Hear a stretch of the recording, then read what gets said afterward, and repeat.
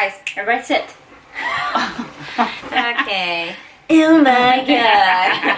I want to be in the video today. Cause I think I'm falling in love. I think I'm falling in love. Welcome to today's video, guys. I have Maggie, one of my very, very good friends, and also a fellow Black Iron nutrition coach. Just a little disclaimer, I know a lot of you guys have been asking about if I'm taking on nutrition clients, and unfortunately right now I do have quite a bit of a wait list still. Last I checked, it was like an 8 to 10 week wait, but Maggie currently does not have a wait list, and obviously if I'm recommending her, I trust her. If with any of my clients, even sometimes when I do go on vacation, I ask Maggie to check them in for me, so obviously I trust her. If you guys are looking for a good coach, I highly recommend Mags. And also she's a mom, so a lot of times, you know, you resonate more with like what type of client?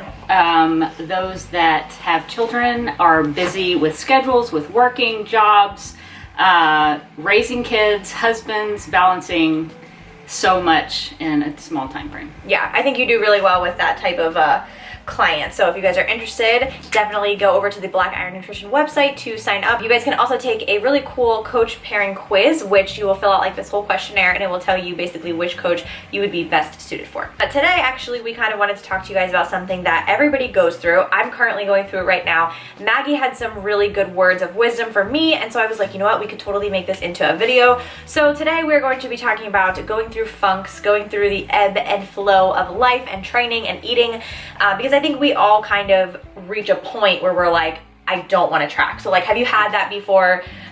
If you've had clients before, how do you personally handle that? For me personally, if I am having a hard time tracking my macros, I get lost in the busyness of it and the overwhelmingness of always tracking, always having my phone. And sometimes I legitimately take maybe a couple of days, maybe a week to not track at all and just let go of that for a minute. And then most of the time, after about a week, I realized I really did like having that schedule and that regiment of knowing and having accountability of what I'm eating on the day-to-day, and then I'm ready to get back to it. So sometimes it's just taking a break. It's great. Yes, and I also recommend that for clients who have been tracking for a long period of time and who may feel like they are getting burnt out just from the overwhelming consistency, the scheduling, the being on your phone, the weighing. Like when it becomes too much, I think that's where the first side of people get into that rut of, I'm sick of this. And then I think the best thing to do is honestly to take a complete break. And sometimes I've had clients who their goal is fat loss, and when they do that, they end up coming back and they weigh in lighter than they did before. Just the stress of it, you know, like takes that cortisol level drop, and it's amazing what, you know, we just watched a Netflix documentary about the mind and the body, and it's so true. Like when you are really stressed out, your body shows the physical symptoms of that. Absolutely. So then we have those kind of people who I think have been tracking for too long that need a break. And then we have something like what I'm going through, which is ironic in a sense, because we went to the gym yesterday and I just could not get out of my own way. I was failing on my front squats. I was really just like in a crappy mood. I didn't want to train, and it's been like this for a consistent like 3 weeks. And so Maggie was like, well, you're in love, that's why. So why do you say that? Why do you think that some people went, like, basically how did you get to that conclusion? I feel like when you're not doing well in your personal life, when things are hard, when you're struggling and you're just not happy, you're not in a happy place, a lot of times the gym is the outlet for that. It's the outlet of, I'm gonna go to the gym, I'm gonna sweat it out. Even when you're physically sick, you sometimes go and you sweat it out and you pour everything into that. But when everything is going right and everything is good in your life, it's a shift. It's a good shift. Everything is good and happy, but it's just a change to your schedule. It's a change. You've been traveling a lot, you know, those kinds of things. And so when that happens, it's just that point where your priorities kind of shift sometimes. Yeah, and so I think that that's something that I've been personally dealing with, which I honestly have never had happen to me before. So this is kind of a new part of this journey that I wanted to share with you guys, because I struggle just like any of you out there. I think that's something that people who watch like YouTubers or fitness people think that, you know, we're just always so motivated and we just always want to go to the gym, and I cannot tell you how much that has not been the truth for me. And I think it kind of, for me, like, I'm a schedule orientated person, and so like 3 weeks ago I got really sick and I couldn't go to the gym for like 5 days, and then as soon as I got better, I went to my trip with Austin when we went to Colorado and the mountains, which was 2 different trips. It was like we were in 3 different states in a span of 2 days, which was a lot of travel. And then right after that, the night that I got back, the following morning, we moved all day, which was physically stressful as well as emotionally stressful. And then on top of that, I wasn't sleeping because I was out of my routine. I think people forget how much sleep is so crucial to, no matter what your goal is, muscle gain, fat loss, whatever, sleep has to be a huge priority. And sometimes when you're stressed, you can't get that sleep that you need in order to train and recover properly, so something has to take a back seat.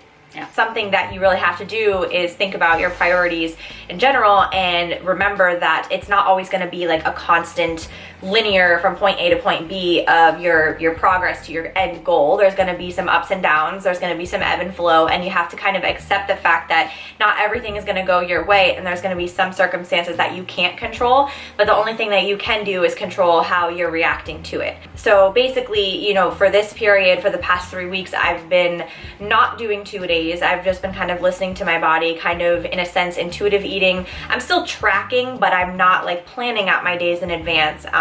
Some things that were a big priority to me just are not right now, and that doesn't necessarily have to be a bad thing. It's just different. Your priorities have shifted, and so, and it's in such a good way, and it's okay to take that minute. And just like I think Austin told you, that now that you've kind of experienced the travel and you've experienced that, and you're in that place where you're struggling and you're having a hard time because you want to be at the gym and you want to be doing that, then now's the time to go ahead and try to get back to a new schedule. And so it's just, that's that ebb and flow of finding that new schedule. And finding a new schedule can be stressful too, especially if you're transitioning between either travel or moving. In my situation, you know, I have to figure out what's going to work for me in this new place. You know, not that it has to be like drastically different, but throwing in traveling into the mix is always going to throw off your routine no matter what.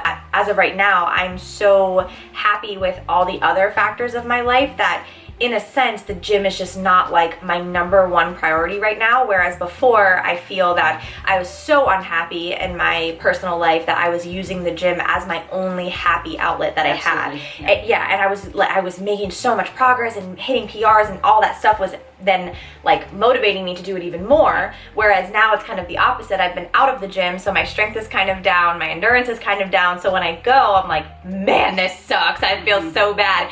So it's kind of just like a vicious cycle that you have to just break through and just do it no matter what. Like you pushed me to do that workout yesterday. We did a horrible workout yesterday. It took 40 minutes. You know, just having somebody there that was like, come on, pick it back up, let's do this. Like, you have to find ways to motivate yourself so that you don't continuously get into that vicious cycle and that rut so that you feel like you can't get out of it. I think a lot of it is community too. We go to the gym not only for our physical being, but for our mental being, being around people.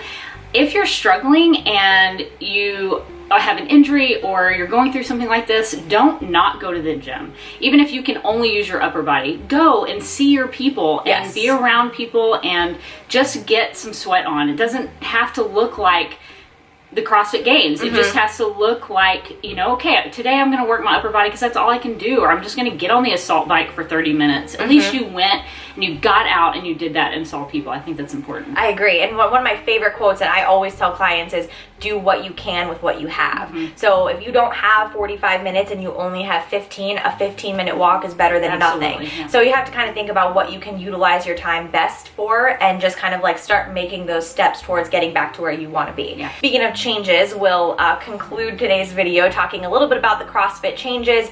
I'm sure if you guys are followers of the CrossFit community, you probably already know that there has been some huge changes to the CrossFit competitiveness, I guess you could say. So for those people that don't know, I will go ahead and leave a link in the description box below so you can read more in depth about it if you're unsure as to what exactly regionals or the games is. But basically the biggest change now is that there is not going to be any regionals. So I think that this is probably really good for some people and probably really bad for some people who maybe wanted to go to regionals and had this, you know, aspiration of doing that, and that was their end goal, and now it's gone.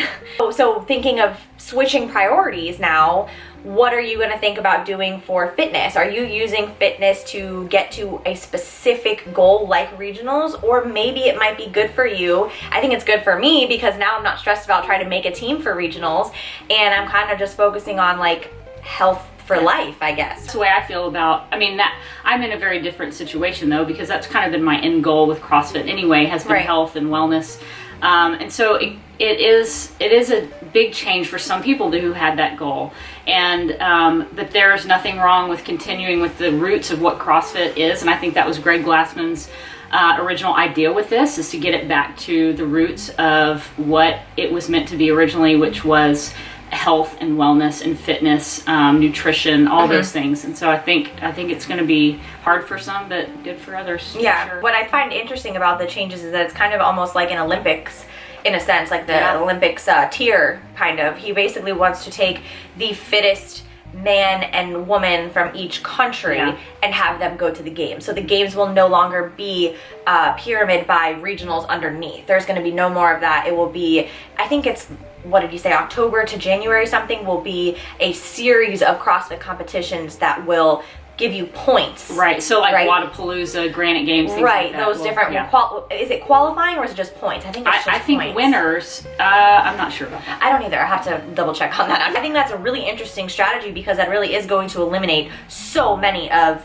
Americans, people in the UK, even Australia too. Like a lot of those tip top athletes were US, UK, Australia, and there's not going to be that anymore. Well, what's going to be interesting too is that a lot of the fittest have moved to the US. Right. So what does that look like for them now? Right. So that's really interesting to see. So I think this is again another change of life, and it's kind of cool to be experiencing it and trying to apply it to your own, you know, way you view fitness. We just kind of wanted to talk through going through these ruts and basically just pushing through them, because you have to realize that it's always going to be up and down like this, and the most important part is just finding a schedule and finding a routine that you can continue to work on your goals regarding the circumstances, regardless of the circumstances. Thank you for joining me. Appreciate you. I hope you guys enjoyed the video, and don't forget to go check out Maggie at Black Iron Nutrition, or if you want to get on my wait list, everything will be down below, blackironnutrition.com, and I will see you guys in my next video.